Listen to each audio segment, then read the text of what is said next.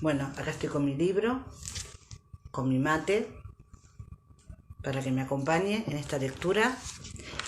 Y bueno, a mí me toca leer el capítulo 42, reuniones. Así que, hola a todas chicas, hola Gaby, hola Patri. Estoy súper nerviosa, es mi primera vez que voy a compartir junto a ustedes. Así que bueno, espero que se escuche bien y arranco. Reuniones. Jamie, blanco de ira, abrió de un golpe la puerta del salón de Holyrood. Ewan Cameron se puso en pie de un salto, volcando el tintero que estaba usando. Simon Fraser, señor de Lovat, levantó sus espesas cejas negras al ver entrar a su medio sobrino. «¡Maldición!», exclamó Ewan, buscando un pañuelo para secar la tinta. «¿Qué pasa, Fraser?» «Ah, buenos días, señora Fraser», dijo al verme detrás de Jamie. «¿Dónde está su Alteza?», preguntó Jamie sin más preámbulos. «En el castillo de Stirling», respondió Cameron sin poder encontrar el pañuelo que buscaba. «¿No tienes un trapo, Fraser?» «Si lo tuviera, te ahorcaría con él», le dijo Jamie. Se había relajado un poco al enterarse de que Carlos Estuardo no estaba allí, pero seguía apretando los labios. «¿Por qué has permitido que pusieran a mis hombres en Talbot? Acabo de verlos. En ese sitio ni siquiera pondrían a los cerdos. Podrías haber hecho algo». Cameron se ruborizó, pero sus claros ojos marrones se posaron sobre los de Jamie con firmeza. «Lo intenté», respondió. Le dijo a su Alteza que era un error. «Sí, y eso que los 30 hombres estaban a 15 kilómetros cuando fueron descubiertos. Aunque quisieran desertar, su Alteza no puede permitirse el lujo de prescindir de ellos. Eso fue lo que los salvó de ir a la horca en el acto», dijo empezando a enfadarse a medida que se desvanecía el susto por la entrada de Jamie. «Recuerda que es traición desertar en tiempo de guerra». «¿Ah, sí?», preguntó Jamie con escepticismo. Hizo un pequeño gesto a Simón el joven y empujó una silla hacia mí, antes de sentarse. «¿Acaso has ordenado que ahorcaran a esos 20 hombres tuyos que han vuelto a casa, Ewan? ¿O son 40 ya?» Cameron se ruborizó aún más y bajó la mirada mientras limpiaba la tinta con el pañuelo que le había dado Simon Fraser. «No los descubrieron», dijo por fin. Miró a Jamie con seriedad. «Ve a ver a su Alteza en Stirling», le aconsejó. Estaba furioso por la deserción, pero después de todo fue por orden suya, por lo que fuiste a Bilby dejando a los hombres sin vigilancia, ¿no? Tiene muy buena opinión de ti, Jamie, y te considera su amigo. Tal vez perdone a tus hombres si le ruegas por sus vidas». Cogió el trapo empapado en tinta con recelo, lo miró y, murmurando una excusa, salió a deshacerse de él, pero se notaba que quería alejarse de Jamie. Jamie se dejó caer en su silla, respirando a través de los dientes apretados con un siseo. Tenía la mirada fija sobre un pequeño tapiz bordado de la pared que representaba la cota de arma de los Estuardos. Los 2 dedos rígidos de su mano derecha tamborileaban sobre la mesa. Estaba así desde que Murtagh había llegado a Lillibroch, con la noticia de que 30 de los hombres bajo su mando habían sido aprehendidos desertando y se encontraban en la famosa prisión de Talbot, en Edimburgo, condenados a muerte. Personalmente no creía que Carlos fuera a ejecutarlos, como señaló Ewan Cameron. El ejército escocés necesitaba a todos y cada uno de los hombres físicamente capaces que pudieran conseguir. La marcha sobre Inglaterra por la que Carlos había abogado había sido difícil, y el apoyo que esperaba el príncipe de los campesinos ingleses no se había producido. Además, ejecutar a los hombres de Jamie en ausencia de éste habría sido un acto de estupidez política y una traición personal demasiado grande, incluso para Carlos Estuardo. No, Cameron tenía razón. Los perdonarían con el tiempo. Sin duda, Jamie también lo sabía, pero saberlo no compensaba el hecho de que en lugar de ver a sus hombres a salvo de los riesgos de aquella espantosa campaña, por seguir sus órdenes, estaban en una de las peores prisiones de toda Escocia, considerados como unos cobardes y sentenciados a una muerte vergonzosa en la horca. Esto, sumado a la perspectiva inminente de tener que abandonar a sus hombres en su horrible prisión para ir a Stirling a humillarse ante Carlos, era más que suficiente para explicar la expresión de Jamie, la de un hombre que acababa de desayunar pedazos de cristal. Simón, el joven, también estaba en silencio, serio, con la amplia frente arrugada mientras pensaba. «Te acompañaré», le dijo de repente. «¿Lo harás?» Jamie miró sorprendido a su tío y entornó los ojos. «¿Por qué?» Simón sonrió a medias. «La sangre es la sangre, al fin y al cabo. ¿O crees que trataría de quitarte a tus hombres como hizo mi padre?» «¿Lo harías?» «Podría», respondió Simón con franqueza, «si creyera que existe alguna posibilidad de que salga bien. Pero lo más probable es que sea motivo de problemas. Eso es lo que pienso. No deseo pelear con los Mackenzie, ni contigo, sobrinito», añadió ensanchando la sonrisa. «Por muy próspera que sea Lallybrook, está muy lejos de Bewley, y habría que luchar mucho para conseguirla, ya sea por la fuerza o por los cortes. Se lo dije a mi padre, pero él solo escucha lo que quiere». El joven negó con la cabeza y se acomodó el cinturón de la espada alrededor de la cadera. «Habrá mejores cosas que roer si ganamos la guerra con un nuevo rey. Además», concluyó, «si ese ejército debe volver a luchar como lo hizo en Preston, necesitaremos todos los hombres que se puedan conseguir. Iré contigo», repitió. Jamie meneó la cabeza y sonrió. «Se te agradece, Simón. Serás de gran ayuda. Sí, bien. Y no vendría mal que nos acompañara Dougal Mackenzie para hablar a tu favor. Ahora se encuentra en Edimburgo». «¿Dougal Mackenzie?» Jamie alzó las cejas. Socarrón. «No, supongo que no me vendría mal, pero... ¿venirte mal? Hombre, ¿acaso no te has enterado? Dougal es el favorito del príncipe Carlos en este momento». Simon se reclinó en su silla, mirando burlonamente a su sobrino. «¿Por qué?», pregunté. «¿Qué diablos ha hecho?» Dougal había llevado 250 hombres para luchar por la casa de los Estuardo, pero otros jefes de clanes habían hecho aportaciones mayores. 10.000 libras, explicó Simon, 10.000 libras en plata fina que depositó Alteza, y muy necesarias, dijo con indiferencia, abandonando la posición de descanso. «Cameron me estaba diciendo que Carlos ya ha gastado todo el dinero español y que está entrando muy poco de los partidarios ingleses con los que contaba. Las libras de Dougal alimentarán y aprovisionarán el ejército durante varias semanas, por lo menos y con suerte, hasta que lleguen los refuerzos de Francia». Por fin, al ver que su temerario primo distraía a los ingleses, Luis había decidido enviar algún dinero. Sin embargo, este tardaba en llegar. Observé a Jamie, cuyo rostro reflejaba mi propia sorpresa. ¿De dónde diablos había sacado 10.000 libras Dougal Mackenzie? De repente recordé dónde había oído mencionar esa suma antes, en la prisión de Cranesmuir, donde había pasado 3 interminables días y noches esperando que me juzgaran por brujería.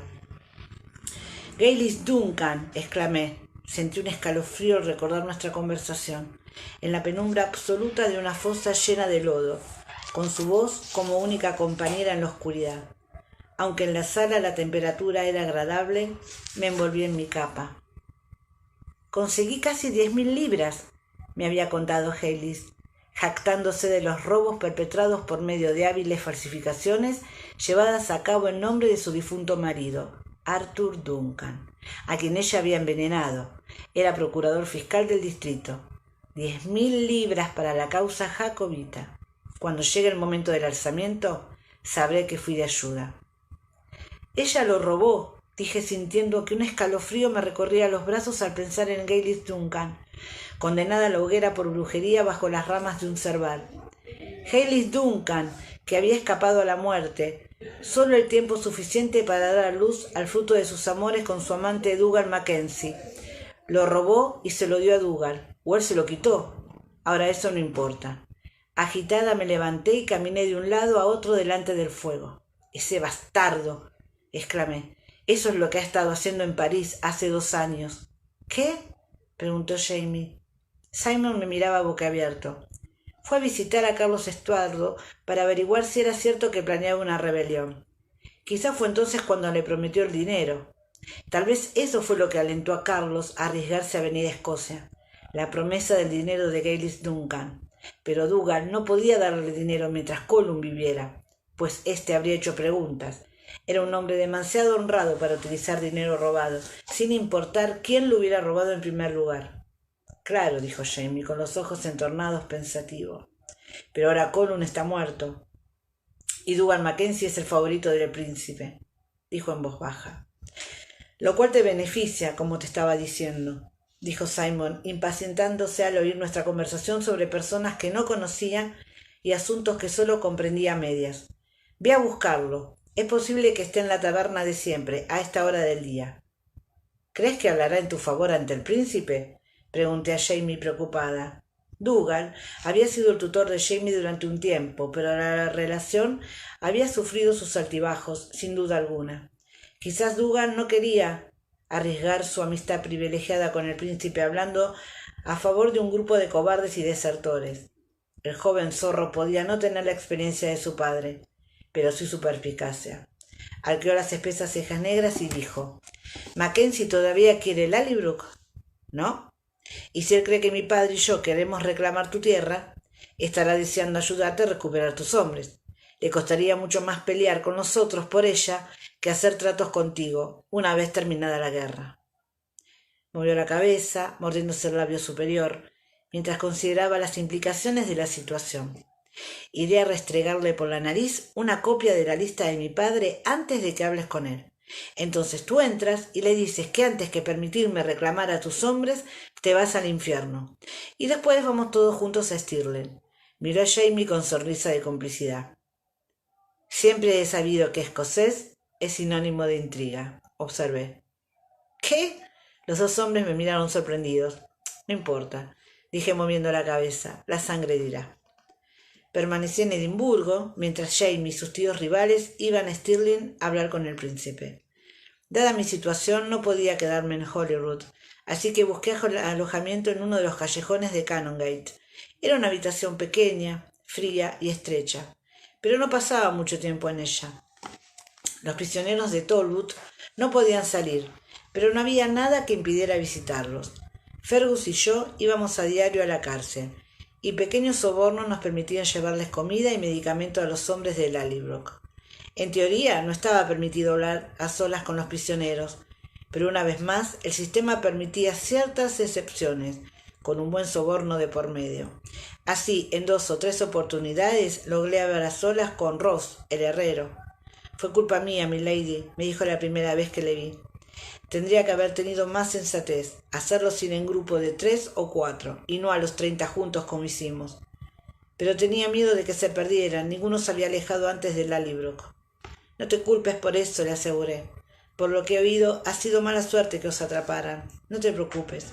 Jamie ha ido a Stirling a ver al príncipe y os liberará pronto». Rosa sintió, echándose atrás un mechón de pelo con aire cansado. Estaba mugriento y desgreñado. Ya no era el herrero fornido que había sido meses antes, pero sonrió y me agradeció la comida.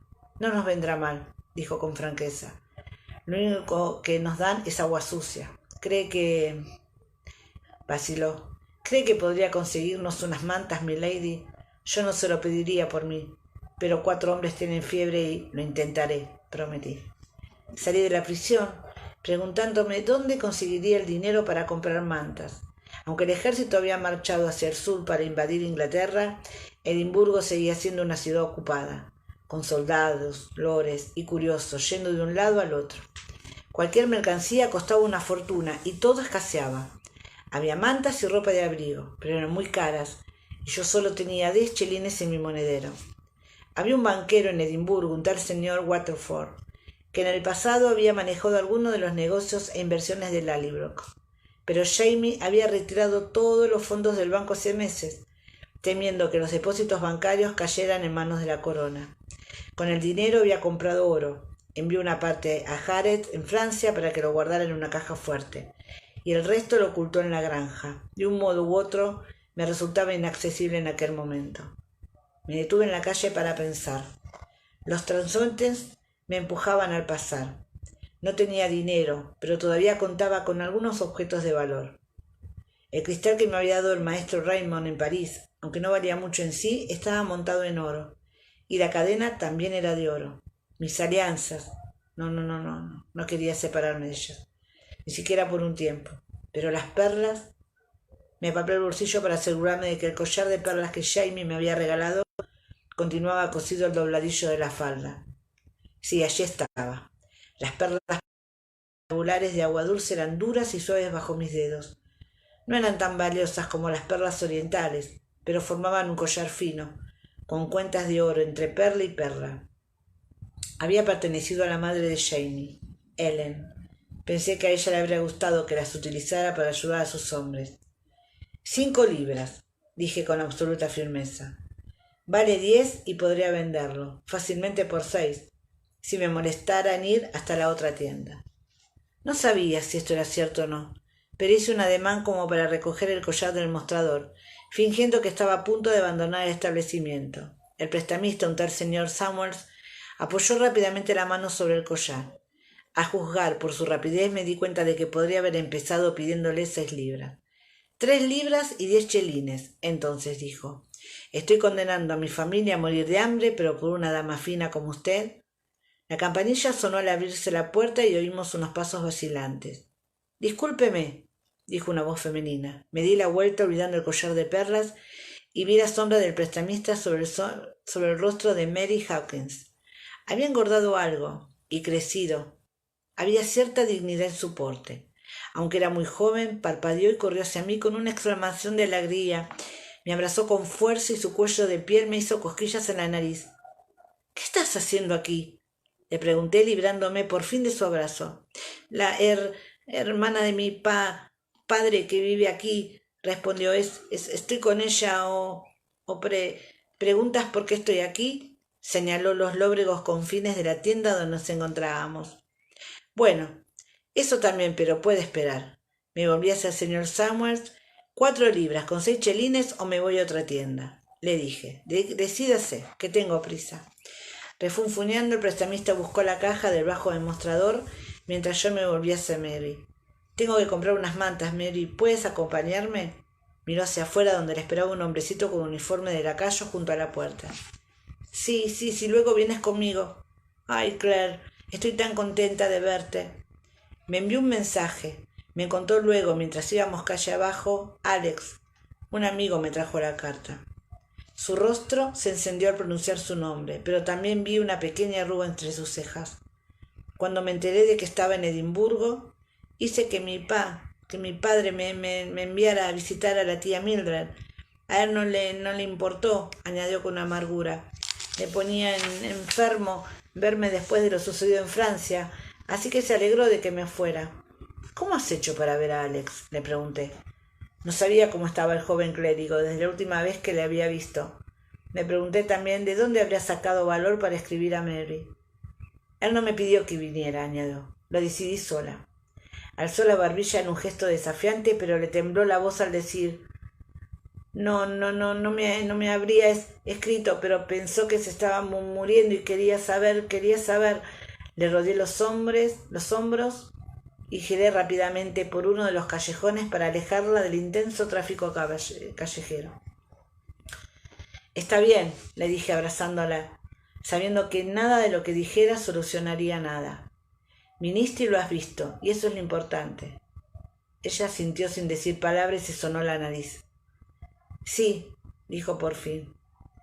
Hemos estado juntos 2 meses. Siempre me digo que eso es más de lo que pueden tener muchos. 2 meses de felicidad, pero hemos perdido tanto tiempo y no. Basta, Claire, no, basta. No, le dije en voz baja. Toda una vida no basta para esa clase de amor. Con una punzada repentina me pregunté dónde estaría Jamie y cómo le estaría yendo. Mary, más tranquila, me cogió de la manga. Claire, ¿puedes venir conmigo a verlo? Sé que no es mucho lo que puedes hacer. Se le quebró la voz e hizo un esfuerzo para continuar hablando. Pero quizás podrías ayudarlo. Vio que yo miraba al lacayo que seguía parado impasible en el callejón sin importarle el tráfico. «¿Le pago?», explicó con sencillez. «Mi tía cree que salgo a caminar todas las tardes. ¿Vamos?». «Sí, por supuesto». Miré el cielo para ver el nivel del sol sobre las colinas a las afueras de la ciudad. Oscurecería en una hora. Quería que las mantas fueran entregadas en la prisión antes que la noche se enfriara aún más las húmedas paredes de Talbot. Tomando una decisión repentina, me volví hacia Fergus, que se había quedado de pie, pacientemente junto a mí, observando a Mary. Fergus había regresado a Edimburgo con el resto de los hombres de Lillibrook. Se había salvado de ir a prisión por ser francés y había sobrevivido gracias a su oficio habitual. Lo había encontrado en las cercanías de Talbot, llevando comida a sus compañeros en prisión. «Toma este dinero», le indiqué, dándole mi monedero, «y busca a Murtagh. Dile que compre todas las mantas que pueda y que se las lleve al guardia de Talbot. Ya lo he sobornado, pero guardad unos pocos chelines por si acaso». «Pero, madame», protestó, «le prometí a Milord que no la dejaría sola». «Milord no está aquí», dije con firmeza, «y yo sí. Vete ya, Fergus». Nos miró a Mary y a mí. Evidentemente decidió que ella constituía una amenaza menor para mí que mi mal humor para él, pues partió encogiéndose de hombros y murmurando algo en francés acerca de la terquedad de las mujeres. El cuartito de la parte superior del edificio había cambiado considerablemente desde mi última visita. Estaba limpio e impecable, y todas las superficies horizontales brillaban. Había comida en la alacena, un edredón sobre la cama y toda clase de comodidades para el paciente. Mary me contó que había empeñado en secreto las joyas de su madre para ayudar a Alex tanto como fuera posible. Había límites para lo que el dinero podía comprar, pero el rostro de Alex se iluminó como la llama de una vela cuando Mary atravesó la puerta, ocultando los estragos causados por la enfermedad. «He traído a Claire, querido». Mary dejó caer su abrigo en una silla y corrió a arrodillarse junto a la cama. Tomó las delgadas manos de venas azuladas entre las suyas. «Señora Fraser». Le faltaba la respiración, pero sonrió. «Me alegro de que nos volvamos a ver». «Yo también». Le devolví la sonrisa y observé el pulso rápido visible en su cuello y la transparencia de su piel. Los ojos de color avellana eran dulces, contenían la mayor parte de la vida que quedaban en el frágil cuerpo. Carecía de medicamentos, de modo que era poco lo que podía hacer, pero lo examiné cuidadosamente y volví a arroparlo. Sus labios adquirieron un tono azul por el esfuerzo causado por el examen. Traté de ocultar la angustia que me producía su condición y le prometí volver al día siguiente con medicamentos que lo ayudaran a dormir. Casi no me prestó atención, pues estaba pendiente de Mary, que estaba sentada a su lado, con expresión ansiosa, sosteniéndole la mano. La vi mirar a la ventana donde la luz se desvanecía rápidamente y comprendí su preocupación. Tenía que regresar a casa de su tía antes del anochecer. «Tengo que irme», dije a Alex con tanto tacto como pude, para dejarlos a solas durante unos preciosos instantes. Alex me miró y luego a Mary y después me devolvió la sonrisa agradecido. «Dios la bendiga, señora Fraser», dijo. «Lo veré mañana», dije y salí deseando que fuera cierto. Los días siguientes estuve muy ocupada. Las armas de los hombres habían sido confiscadas, como era de suponer, cuando los arrestaron. Hice todo lo posible para recuperarlas, intimidé, amenacé, soborné y usé mis armas de mujer cuando fue necesario. Empeñé 2 broches que Jared me había regalado a modo de despedida y compré comida para asegurarme de que los hombres de Lillibrook recibieran el mismo alimento que el resto del ejército, por pobre que éste fuera. Logré entrar a las celdas de la prisión y pasé algún tiempo tratando las enfermedades de los prisioneros, desde el escorbuto y la desnutrición habitual en el invierno hasta excoraciones, sabañones, artritis y una variedad de enfermedades respiratorias. Visité a los pocos jefes y lores que todavía se hallaban en Edimburgo, no muchos, y que podían ser de ayuda a James si su visita a Stirling fracasaba. No lo creía, pero me pareció sensato tomar precauciones. Y entre mis actividades cotidianas, todos los días sacaba un rato para acercarme a visitar a Alex Randall. Trataba de ir por la mañana para no echarle a perder los momentos en que estaba con Mary. Alex dormía poco y mal, y por eso solía estar exhausto y alicaído por la mañana. No tenía ganas de hablar, pero siempre me sonreía a modo de bienvenida cuando llegaba. Le daba una mezcla ligera de menta y lavanda, con algunas gotas de jarabe de amapola. Esto le permitía dormir un poco para estar despierto por la tarde cuando llegaba Mary. Además de Mary y de mí, nadie visitaba a Alex en el piso superior del edificio. Por eso me sorprendí cierta mañana cuando al subir las escaleras oí voces tras la puerta cerrada. Di un golpecito breve, como habíamos acordado, y entré. Jonathan Randall estaba sentado junto al lecho de su hermano, vestido con uniforme de capitán, rojo y canela. Se levantó cuando entré y me hizo una reverencia con la mirada fría. «Madame», saludó. «Capitán», dije. Nos quedamos parados en medio de la habitación, mirándonos, sin saber qué decir, reacios a dar un paso más. «Johnny», dijo la voz ronca de Alex desde la cama.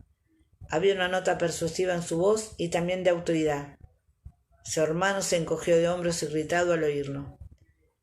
«Mi hermano me ha llamado para que le comunique una noticia», dijo con los labios fruncidos. No llevaba peluca, con el pelo oscuro atado, el parecido con su hermano era asombroso. Pálido y frágil como estaba Alex, parecía el fantasma de Jonathan. «La señora Fraser y tú habéis sido muy bondadosos con mi Mary», dijo Alex, poniéndose de lado para mirarme, «y conmigo también. Yo conozco el trato de mi hermano con usted». Sus mejillas se tiñeron de rosa. «Y sé también lo que usted y su marido hicieron por Mary en París». Se humedeció los labios resecos por el calor constante de la habitación. «Creo que debería oír la noticia que ha traído Johnny del castillo». Jonathan Randall me miró con disgusto, pero era un hombre de palabra. «Holroyd, ha sucedido a Cope, como dije que pasaría. Howler no tiene dotes de mando, pero consigue que los hombres que están a su cargo lo obedezcan ciegamente. No sé si eso le será más útil que el cañón de Cope». Se encogió de hombros con impaciencia. Sea como fuera, el general Hawley se le ha ordenado marchar hacia el norte para recuperar el castillo de Stirling. ¿Sí? ¿Y sabe con cuántas tropas cuenta? Randall asintió brevemente. Tiene 8.000 hombres, 1.300 de los cuales pertenecen a la caballería. Espera, además, la llegada de 6.000 mercenarios. Frunció el ceño pensativo. También he oído que el jefe del clan Campbell enviará 1.000 hombres para unirse a las fuerzas de Hawley, pero no sé si esa información es fiable. No parece haber forma de predecir por lo que hacen los escoceses. Ya veo. Aquello era serio. El ejército escocés tenía entre 6 y 7.000 hombres. Si se enfrentaban a Hawley antes de que llegaran los refuerzos esperados, podían conseguir la victoria. Esperar a que llegaran los mercenarios y los hombres de Campbell. Era una locura, sin contar el hecho de que el punto fuerte del ejército escocés era el ataque y no la defensa. La noticia debía llegar a Lord George Murray de inmediato. La voz de Jonathan Randall me arrancó de mis pensamientos. «Le deseo buenos días, madame», me dijo con su formalidad acostumbrada. No hubo rastro de humanidad en su dura y hermosa expresión cuando me hizo una reverencia y se retiró. «Gracias», dije a Alex Randall mientras esperaba que Jonathan descendiera la larga y sinuosa escalera antes de partir. «Estoy muy agradecida». Alex asintió. Las sombras bajo sus ojos eran pronunciadas. Otra mala noche. «No hay de qué», respondió. «¿Me dejará la medicina? Imagino que pasará algún tiempo antes de que la vuelva a ver». Me sorprendió la seguridad con que Alex daba por sentado que yo misma iría a Stirling. Era lo que hasta el último centímetro de mi cuerpo me apremiaba a hacer, pero tenía que pensar en los hombres presos en Talbot. No lo sé, pero sí, le dejaré la medicina. Caminé despacio hasta mi habitación. La cabeza me daba vueltas. Obviamente tenía que hacer llegar la noticia a Jamie de inmediato. Tendría que ir Murtagh, pensé. Jamie me creería si le enviaba una nota. Pero ¿podría convencer a Lord George, al duque de Perth y a los demás comandantes del ejército? No podía decirle de dónde provenía la información. ¿Estarían dispuestos a creer en la palabra escrita de una mujer, aunque se tratara de una mujer supuestamente dotada de poderes sobrenaturales? De repente pensé en Mary y temblé. «Es una maldición», había dicho. «Sí, pero ¿qué alternativa me quedaba? El único poder que tengo es el de no decir lo que sé». Yo también tenía ese poder, pero no me atrevía a utilizarlo. Ante mi sorpresa, la puerta de mi pequeña habitación estaba abierta, y en su interior se oía entrechocar de metales. Yo había estado guardando las armas recuperadas debajo de mi cama, y cuando ya no cabían más, empecé a almacenar espadas y cuchillos de todo tipo junto a la chimenea, hasta que casi no hubo espacio en el suelo, solo el pequeño cuadrado donde Fergus dormía. Me detuve en la escalera, sorprendida ante la escena que veía a través de la puerta abierta. Murtagh, de pie en la cama, dirigía la entrega de armas a los hombres apiñados en el cuarto. Los hombres de Lallybrook. «¡Madame!». Me giré al oír el grito, y me encontré con Fergus, como me miraba con una amplia sonrisa. «Madame, ¿no es maravilloso? Milord ha recibido el perdón para sus hombres. Esta mañana llegó un mensajero de Stirling con la orden de liberarlos y se nos ha ordenado que nos unamos de inmediato a Milord, en Stirling». Lo abracé sonriendo también. «Es maravilloso, Fergus». Algunos de los hombres me habían visto y estaban empezando a ir hacia mí, sonriendo y tirando de las mangas de otros. La pequeña habitación se llenó de alegría y emoción. Murtagh, apoyado sobre el bastidor de la cama como un gnomo sobre una seta venenosa, me vio y sonrió. Su rostro era casi irreconocible, dado lo mucho que transformaba su cara. «¿El señor Murtagh llevará a los hombres hasta Stirling?», preguntó Fergus. En el reparto había recibido una espada corta y practicaba cómo desenvainarla y envainarla mientras hablaba. Miré a Murtagh y negué con la cabeza. Después de todo pensé, si Jenny Cameron podía conducir a las tropas de su hermano hasta Glenfinnan, yo podía llevar a las de mi marido hasta Stirling, y a ver si Lord George y su Alteza se atrevían a restar importancia a mi información dada en persona. «No», dije, «yo lo haré». Capítulo 43. Falkirk. Podía sentir a los hombres cerca, rodeándome en la oscuridad. Había un gaitero caminando a mi lado. Sentí el crujido de la gaita debajo de su brazo y vi el contorno de los tubos que sobresalían por detrás y se movían a su paso, como si fuera un animalillo luchando por liberarse. Conocí al gaitero. Se llamaba Labrium MacLean. Los gaiteros de los clanes se turnaban para anunciar el amanecer en Stirling. Caminando de un lado a otro del campamento con el andar pausado de los gaiteros para que el sonido resonara en las tiendas, llamando a todos a la batalla del nuevo día. Al atardecer, otro gaitero atravesaba lentamente el patio y el campamento detenía su actividad para escuchar. Las voces se apagaban y el resplandor del atardecer se desvanecía tras las lonas de la tienda. Las notas altas y agudas convocaban a las sombras, y cuando el gaitero finalizaba su tarea, ya era de noche. De tarde o de mañana, Labrium MacLean tocaba con los ojos cerrados. Iba y venía con paso firme y lento por el patio, con el codo apretado contra la gaita y los dedos ágiles sobre los agujeros. Pese al frío, a veces me sentaba a observarlo al atardecer, dejando que las notas me atravesaran el corazón. MacLean paseaba de un lado a otro, ajeno a todo lo que pasaba a su alrededor, girando sobre un solo pie y poniendo todo su ser en la melodía. Había gaitas irlandesas, que eran pequeñas y se utilizaban en el interior de las casas para hacer música, y había grandes gaitas en el norte, que se utilizaban al aire libre para el toque de diana, para llamar a los clanes al orden y para incitar a los hombres a la batalla. MacLean tocaba la gaita del norte, caminando de aquí a allá, con los ojos cerrados. Una tarde me levanté cuando terminó de tocar. Esperé hasta que hubo sacado el aire de la gaita con un gemido moribundo y me puse a caminar a su lado, cuando atravesó el portón de Stirling. «Buenas noches, señora», me dijo. Su voz era suave y sus ojos más suaves aún, merced al hechizo de la melodía que todavía lo acompañaba. «Buenas noches, MacLean», respondí. «Quería hacerte una pregunta. ¿Por qué tocas con los ojos cerrados?» Sonrió y se rascó la cabeza, pero respondió rápidamente. «Supongo que se debe a que me enseñó mi abuelo, señora, y él era ciego. Siempre lo veo cuando toco, caminando por la costa con la barba flotando al viento, y los ojos ciegos cerrados para que no le entrara arena en ellos. Se guiaba por el sonido de la gaita al reverberar contra las rocas del acantilado y sabía así dónde se encontraba». «¿Así que lo ves y tocas a los peñascos y al mar?» «¿De dónde eres, MacLean?», pregunté.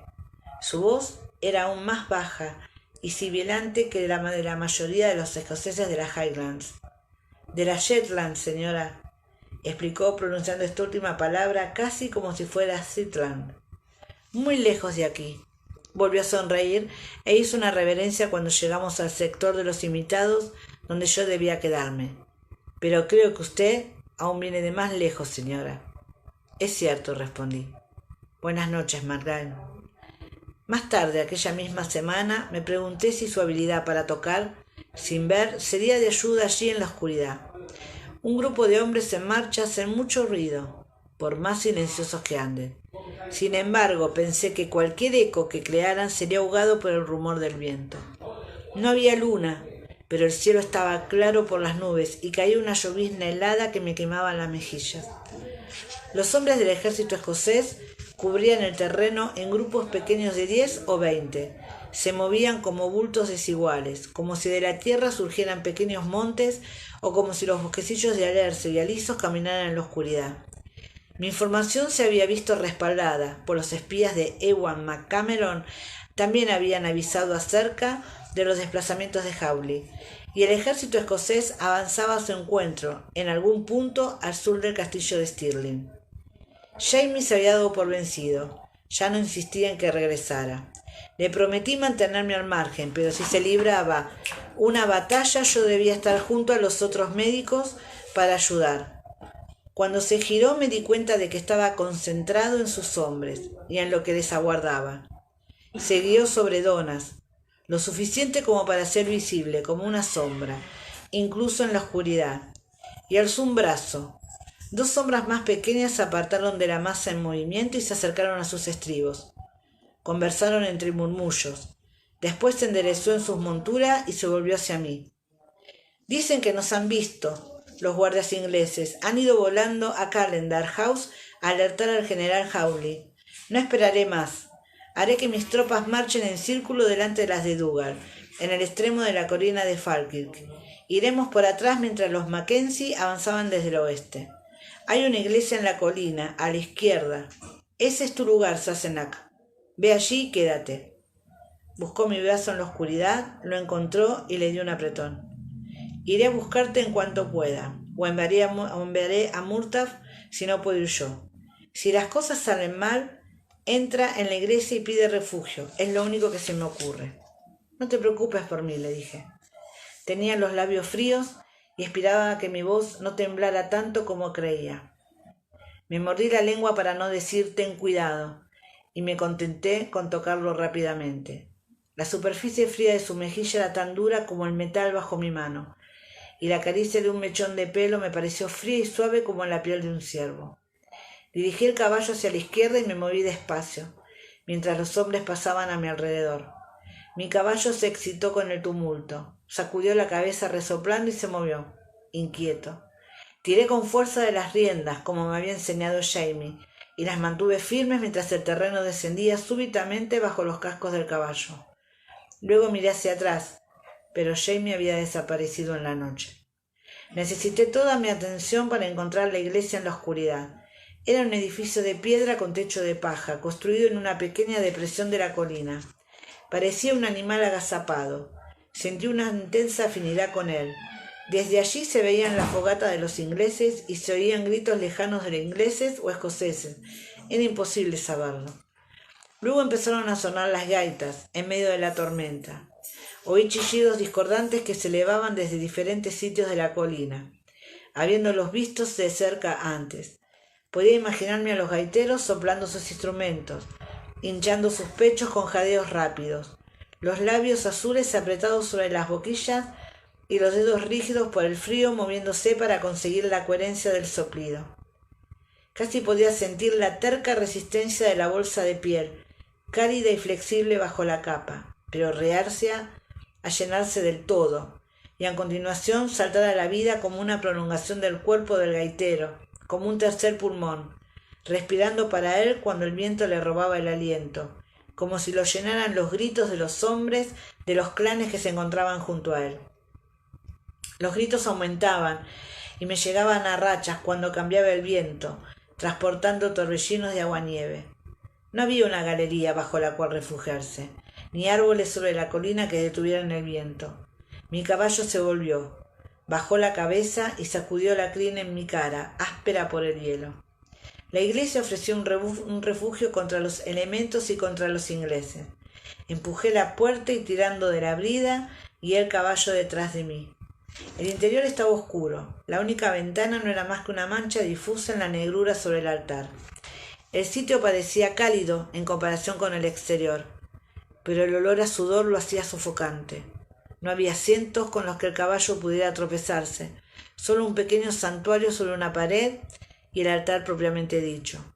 Angustiado por el fuerte olor de las personas, el caballo permaneció quieto, resoplando, pero no se movió mucho. Mirándolo con cautela, volví a la puerta y saqué la cabeza. Era imposible saber qué estaba sucediendo en la colina de Falkirk. Chispas de fuego de artillería resplandecían de vez en cuando.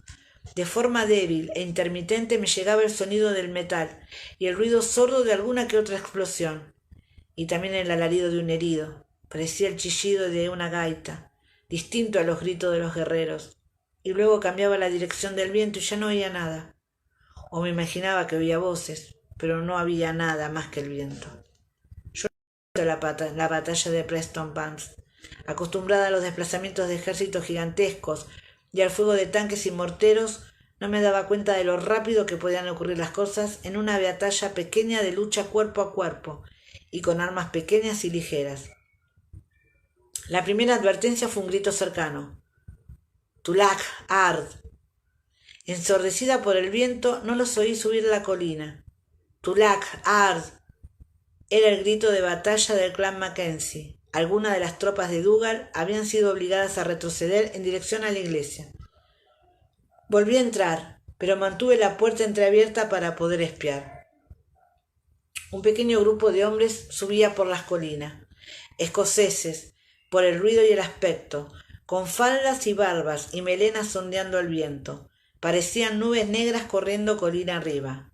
Volví a entrar a la iglesia. Cuando el primero entró corriendo, oscuro como estaba, no pude verle el rostro, pero reconocí su voz cuando chocó de cabeza contra mi caballo. ¡Maldición! «¡Willy!», exclamé.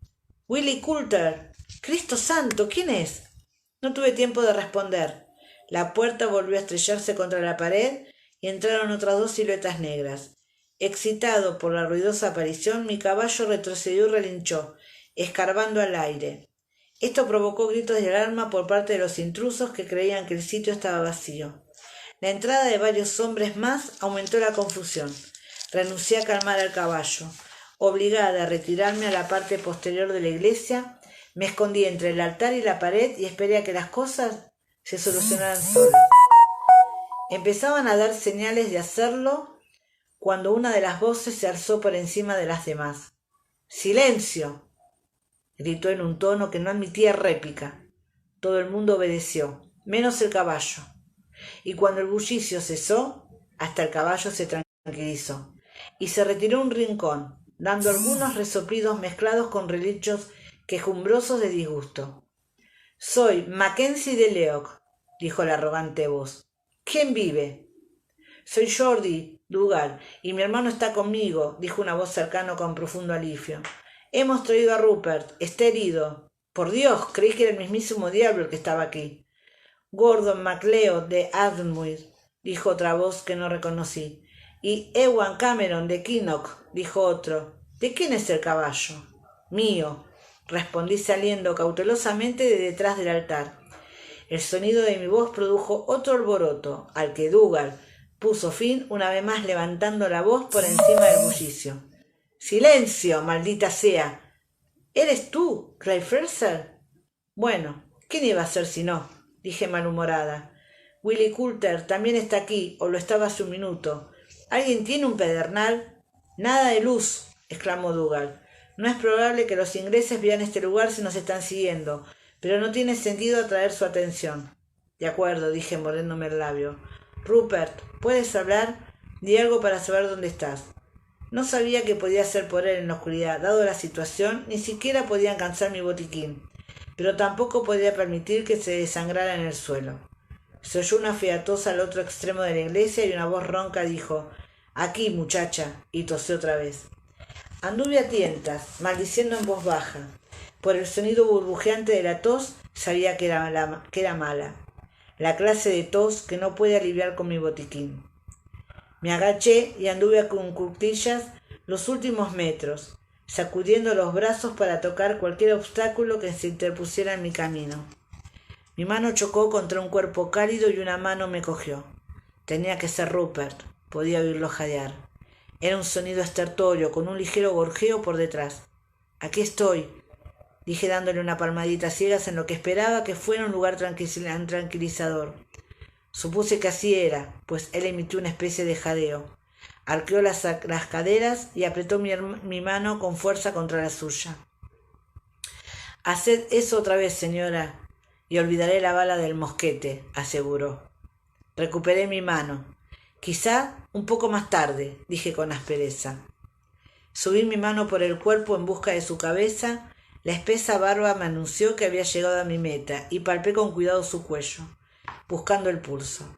Rápido y ligero, pero bastante regular todavía. Tenía la frente empapada en sudor y la piel pegajosa. La punta de la nariz estaba fría por el aire del exterior cuando la rocé. «Lástima que no soy un perro», dijo con un hilo de risa entre los jadeos. «La nariz fría sería una buena señal». «Mejor señal sería que dejaras de hablar», dije. «¿Dónde te ha dado la bala?» No hables. Toma mi mano y apóyala en la herida. Y si la pones en otro sitio, Rupert Mackenzie, te dejaré morir aquí como un perro y que te aproveche». Debajo de mi mano sentí que el ancho pecho brillaba con una risa reprimida. Rupert llevó mi mano lentamente debajo de la capa. Con la otra mano aparté la tela. «Ya está, la tengo», susurré. Sentí un pequeño desgarrón en su camisa, húmedo de sangre en los bordes. La cogí con ambas manos y lo abrí. Rocé muy suavemente su costado. Sentí la piel de gallina y después el pequeño orificio de entrada de la bala. Parecía pequeñísimo en comparación con el cuerpo de Rupert, que era un hombre robusto. «¿Has salido por algún lado?», susurré. El interior de la iglesia estaba en silencio, salvo el caballo que se movía inquieto en un rincón. Aún con la puerta cerrada se oían los ruidos difusos de la batalla. Era imposible adivinar si estaban o no cerca. «No», respondió y volvió a toser. Sentí que movía la mano hacia la boca y la seguí con un pliegue de su capa. Mis ojos se habían acostumbrado a la oscuridad tanto como era posible. Aún así, Rupert no era más que una silueta oscura tendida en el suelo. Sin embargo, para algunas cosas al tacto me bastaban. En el sitio de la herida la hemorragia era pequeña, pero el paño que le llevé a la boca inundó mi mano con un repentino líquido tibio. La bala le había afectado por lo menos un pulmón, quizás los dos, y el pecho se le estaba llenando de sangre. Podía durar unas horas, como mucho un día si el pulmón funcionaba. Si le había herido el pericardio, moriría más rápido. Solo podía salvarlo la cirugía, algo que yo no podía llevar a cabo. Sentí una presencia tibia detrás de mí y oí una respiración normal mientras una mano me tocaba. Estiré la mano y sentí que me la hacían con fuerza. Era Dougal Mackenzie. Se acercó y apoyó una mano sobre el cuerpo de Rupert. «¿Cómo te sientes, hombre?», preguntó en voz baja. «¿Puedes caminar?». Con mi otra mano todavía sobre Rupert. Pude sentir que movía la cabeza en respuesta a la pregunta de Dougal. Los hombres empezaron a hablar en voz baja. Dougal me presionó el hombro con la mano. «¿Qué necesitas para poder ayudarlo?».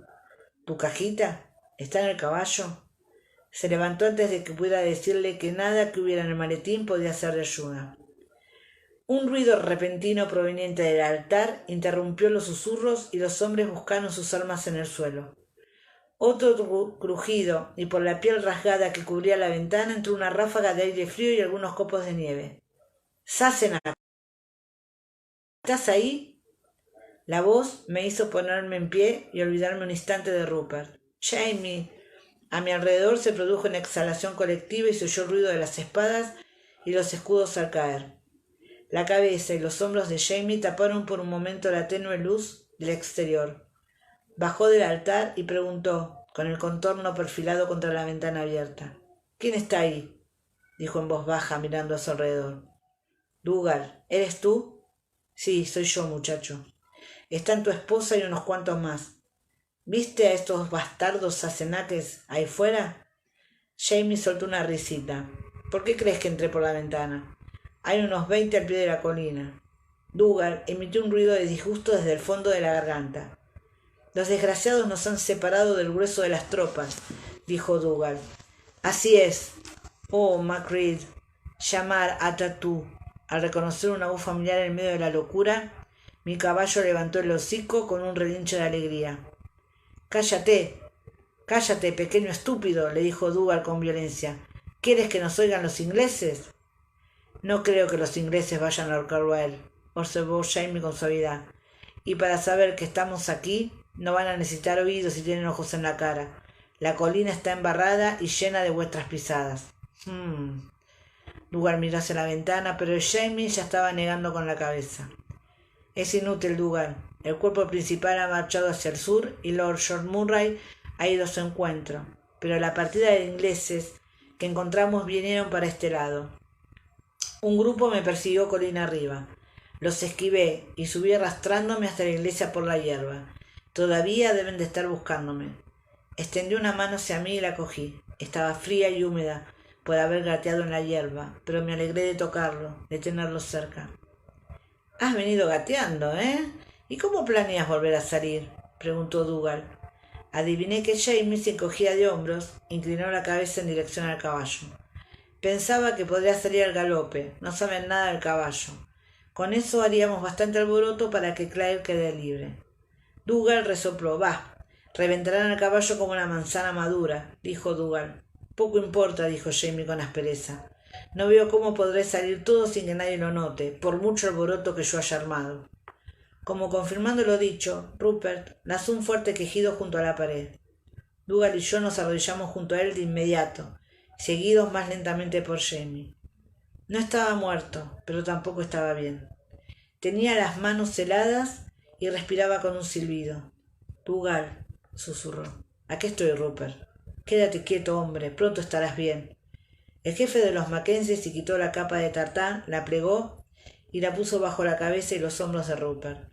Su respiración era un poco más regular, pero al tocarlo bajo la barba supe que tenía manchas húmedas en la camisa. Todavía tenía algo de fuerza. Extendió una mano y cogió el brazo de Dougal. Sí, nos van a encontrar a todos. De todos modos, enciende una luz, dijo jadeando. Quiero ver tu cara una vez más, Dougal. Al estar tan cerca de Dougal, sentí la conmoción que lo invadió al escuchar estas palabras y lo que ellas implicaban. Giró la cabeza bruscamente hacia mí, pero no pudo ver mi cara. Susurró una orden por encima del hombro, y tras algunos movimientos y murmullos, alguien cortó un manojo de paja del techo, lo torció formando una antorcha y la encendió con una chispa del pedernal. Se quemó rápidamente, pero me proporcionó luz suficiente para examinar a Rupert mientras los hombres se ocupaban de afinar una larga estaca de madera de los postes del tejado que sirvieran como antorcha un poco más duradera. Estaba blanco como una sábana, tenía el pelo lleno de sudor y una mancha de sangre en el labio inferior. Había manchas oscuras en la espesa barba negra, pero sonrió débilmente cuando me incliné para controlar su pulso otra vez. Era más ligero y muy rápido, y de vez en cuando los latidos se detenían. Le aparté el pelo de la cara y él me tocó las manos en agradecimiento. Sentí la mano de Dougal sobre mi codo y me puse en cuclillas, volviéndome para mirarlo. Una vez lo había visto como en ese momento, frente al cuerpo de un hombre mortalmente herido por un jabalí. Entonces me había preguntado, ¿podrá vivir? Vi que el recuerdo de ese día se reflejaba en su rostro. Sus ojos me hacían la misma pregunta, pero esta vez temían mi respuesta. Rupert era su amigo más íntimo, el que cabalgaba y peleaba a su derecha, como Ian hacía con Jamie. No respondí. Rupert lo hizo por mí. Dougal, dijo, y sonrió cuando éste se inclinó con inquietud sobre él. Cerró los ojos un instante y respiró hondo, tratando de reunir fuerzas por aquel momento. Dougal, repitió abriendo los ojos. No llores por mí, hombre. El rostro de Dougal se contrajo bajo la luz de la antorcha. Pude ver en sus labios la negación de la muerte, pero se abstuvo. Soy tu jefe, dijo con una sonrisa temblorosa. No puedes darme órdenes. Te lloraré si quiero. Cogió la mano de Rupert, que estaba sobre su pecho, y le apretó con fuerza. Rupert se rió levemente, lo que le provocó otro acceso de tos. «Bueno, sufre si quieres, Dougal», dijo cuando terminó. «Me alegro. Pero no podrás llorarme hasta que me muera, ¿no? Quiero morir por tu mano, Mocaray, no por los desconocidos». Dougal se movió inquieto. Jamie y yo intercambiamos miradas atónitas a sus espaldas.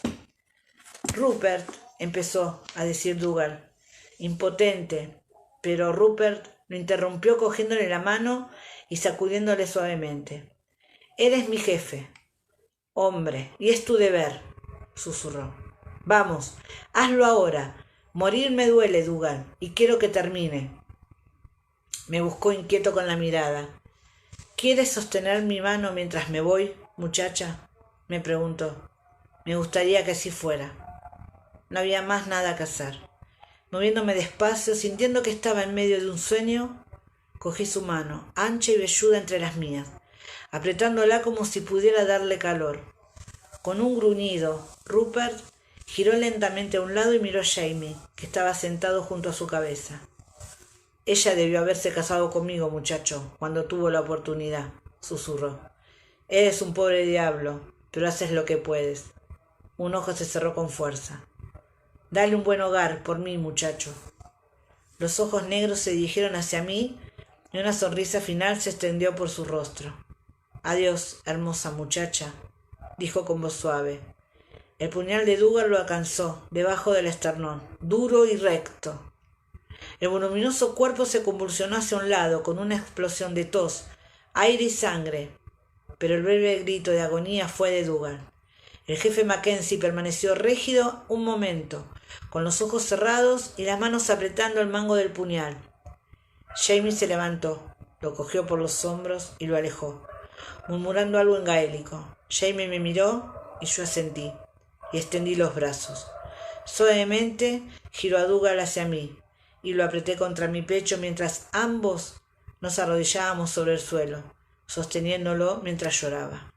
Jamie también lloraba.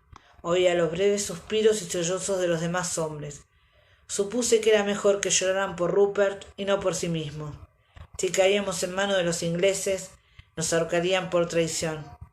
Era más fácil llorar por Rupert, que ya estaba a salvo, gracias a la ayuda de un amigo. Esperamos en la larga noche de invierno, pero no llegaron. Nos acurrucamos contra una pared, cubiertos de capas y abrigos. Dormité a ratos, apoyada sobre el hombro de Jamie, con Dougal encorvado y silencioso al otro lado. Sabía que ninguno de los dos dormía. Estaban velando el cuerpo de Rupert, cubierto por su capa de plegada, al otro lado del abismo que separa a los muertos de los vivos. Hablamos poco, pero sabía lo que estaba pensando. Se preguntaban al igual que yo, si las tropas inglesas se habían retirado para reagruparse con el ejército principal en Calendar House o si seguirían montando guardia afuera, esperando que amaneciera antes de hacer un movimiento para que ninguno de los ocupantes de la pequeña iglesia pudiera escapar al abrigo de la noche. Todo se resolvió con la llegada de las primeras luces. Vosotros, los de la iglesia, salid ya, entregaos, gritó una voz con acento inglés desde la ladera de abajo. Hubo un movimiento entre los hombres de la iglesia y el caballo que dormía en su rincón levantó la cabeza, sobresaltado por el movimiento cercano.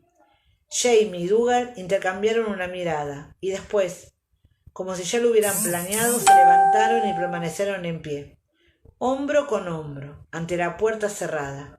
Jamie me envió a la parte posterior de la iglesia con un gesto de la cabeza, de modo que volví a mi refugio detrás del altar. Otro grito del exterior fue recibido en silencio. Jamie sacó su pistola del cinturón y comprobó tranquilamente si estaba cargada, como si tuviera todo el tiempo del mundo. Cayó sobre una rodilla y preparó la pistola, apuntando a la puerta a la altura de la cabeza de un hombre. Jordi y Willy custodiaban la ventana de atrás con las espadas y pistolas listas. Pero era probable que el ataque viniera de delante, pues el terreno que había detrás de la iglesia era abrupto. Apenas había espacio entre la colina y la pared de la iglesia para que pasara un hombre. Oí pasos que se acercaban a la puerta por el barro y el ruido de armas que entrechocaban. Los pasos se detuvieron y a cierta distancia se oyó una voz, esta vez más cercana y más clara. En el nombre de su majestad, el rey Jorge, salid y entregaos. Sabemos que estáis ahí. Jamie disparó. Dentro de la iglesia el estruendo fue ensordecedor. También debió resultar bastante impresionante desde fuera. Oí el ruido de pasos que retrocedían, acompañados de maldiciones. El disparo abrió un pequeño agujero en la pared. Dougal se acercó a mirar por él. Maldición, dijo en voz baja, son muchos. Jamie me miró. Luego apretó los labios y se ocupó de volver a cargar la pistola. Estaba claro que los escoceses no tenían intención de rendirse. Estaba igualmente claro que los ingleses no tenían intención de tomar la iglesia por asalto, dado que la entrada estaba bien defendida. ¿Pensarían matarnos de hambre? Seguramente el ejército escocés enviaría hombres en busca de los heridos en la batalla de la noche anterior. Si llegaban antes de que los ingleses tuvieran oportunidad de montar un cañón contra la iglesia, podíamos salvarnos. Por desgracia, fuera también habían pensado en eso. Otra vez se oyó el ruido de pasos y después una voz inglesa llena de autoridad. «Tenéis un minuto para salir y rendiros», dijo, «o prenderemos fuego el techo de paja». Miré hacia arriba, completamente horrorizada. Las paredes de la iglesia eran de piedra, pero la paja no tardaría en arder aunque estuviera empapada de lluvia y nevisca. Una vez encendida, llovería sobre nosotros, llamas y brasas. Recordé la terrible velocidad con la que había ardido la antorcha de paja la noche anterior. El resto chamuscado yacía junto al cadáver tapado de Rupert, que parecía un espantoso recuerdo a la luz grisácea del amanecer. «¡No!», grité. «Malditos bastardos, esto es una iglesia. ¿Acaso no sabéis lo que es un santuario?» «¿Quién es esa?», dijo la voz virulenta de fuera. «¿Una inglesa?». «Sí», gritó Dougal, saltando hacia la puerta. La entreabrió y siguió gritándole a los soldados ingleses apostados al pie de la colina. «Sí, tenemos a una inglesa cautiva. Prended fuego al techo y ella morirá con nosotros». Se oyeron unas voces al pie de la colina y en la iglesia hubo un repentino movimiento entre los hombres. Con semblante serio, Jamie miró a Dougal y le dijo: «¿Qué?». «Es nuestra única oportunidad», susurró Dougal. «Que se la lleven, a cambio de nuestra libertad. No le harán daño si creen que es nuestro rehén. Ya la liberaremos una vez que estemos libres». Salí de mi escondite, me dirigí a Jamie y lo así de la manga. «Sí», le dije con urgencia, «Dougal tiene razón. Es la única posibilidad». Jamie me miró con una mezcla de impotencia, furia y miedo, y también una sonrisa ante lo paradójico de la situación. «Después de todo, soy una Sassenach». Me acarició la cara con una sonrisa apesadumbrada. «Sí, Modwin, pero eres mi Sassenach».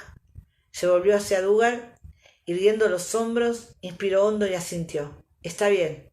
Diles que la apresamos anoche», pensó con rapidez, pasándose la mano por el pelo, «en el camino de Falkirk».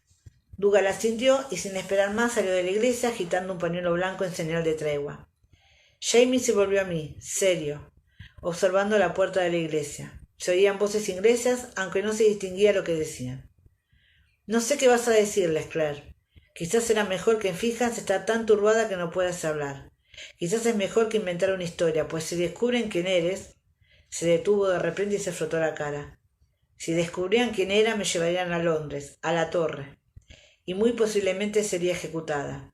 Pero a pesar de que los edictos se les referían a la bruja de los Estuardo, nadie, por lo que sabía, se había dado cuenta ni había publicado el detalle de que la bruja era inglesa». «No te preocupes», dije, percatándome de lo estúpido del comentario, pero incapaz de decir nada mejor. Puse una mano sobre su manga y sentí el pulso acelerado que latía en su muñeca. «Me rescataréis antes de que puedan darse cuenta de nada. ¿Crees que me llevarán a Callendar House?» Cuando hubo recuperado el control, asintió. «Sí, eso creo. Si puedes, trata de estar sola junto a una ventana después de medianoche. Iré a buscarte entonces». No hubo tiempo para más. Dougal volvió a deslizarse por la puerta cerrándola cuidadosamente. «Hecho», dijo, mirándome a mí y a Jamie. «Les damos la mujer y nos permitirán partir sin problemas. No nos perseguirán. Nos quedamos con el caballo. Vamos a necesitarlo para Rupert», me dijo, como pidiendo disculpas. «Está bien», asentí. Miré hacia la puerta. El pequeño agujero por donde había pasado la bala era del mismo tamaño que la herida de Rupert. Tenía la boca seca y tragué con fuerza. Me sentí como un huevo de culuquillo a punto de ser colocado en el nido equivocado. Los tres vacilamos ante la puerta, reacios al dar el paso final. Será mejor que vaya, dije haciendo un enorme esfuerzo por controlar mi voz y mis temblorosas extremidades.